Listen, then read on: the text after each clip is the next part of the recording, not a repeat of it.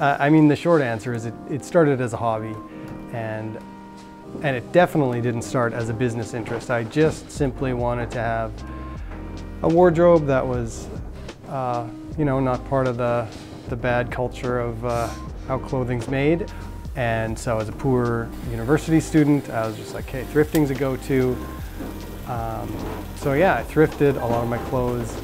And so I was like, okay, well, if I'm gonna do this, I gotta learn how to sew. I gotta learn how to sew all these crappy thrift store shirts. And I just so happened to need collared shirts. It's really kind of incidental that I started a company that completely focuses on collared shirts. But that's what I needed at the time. So I bought a $20 sewing machine off Kijiji, and I learned some real basic stuff about tailoring. And one thing led to another, and I was like, first it was just like altering fit, and then I started altering collars and cuffs and all these things, and soon I was altering pants, and then I was like, you know what, this is kind of fun. Like maybe I should just try to start the whole thing from scratch. Like 10, 20 hours a week I would spend like trying to figure out how to do this from scratch. Like one day it was the collar, one day it was the front band, one day it was the cuff. And by one day I mean a month or two. And like lots of failed shirts. And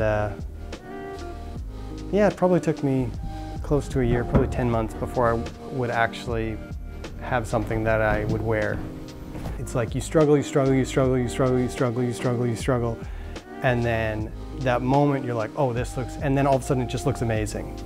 We're transparent because we feel there's nothing to hide, and also it gives us credit for how we run things. So every product, there's transparency pricing behind every product, and we're transparent about all our suppliers. They made better, it's made here, it's made giving people living wages. And to me, that makes for a brand that actually has value, it actually has meaning, it has story. Like you can go into, or you can come into our store and see where the stuff is made and talk to us, and it feels authentic.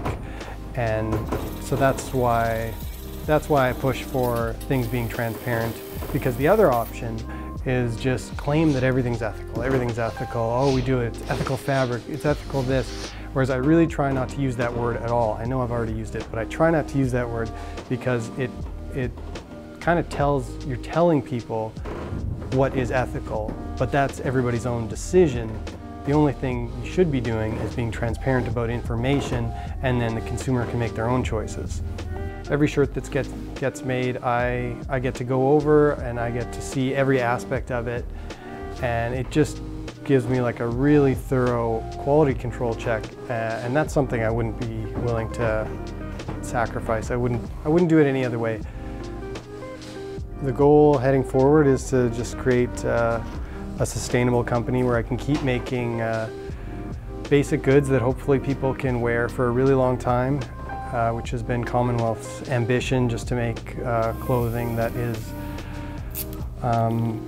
classic, enduring, versatile, something that is not like hyper trendy that you're going to discard in 6 months. Yeah, if I can make a sustainable company where we make sustainable goods, that is my future. My name's Andrew Dirksen, and I'm the owner of Commonwealth Manufacturing.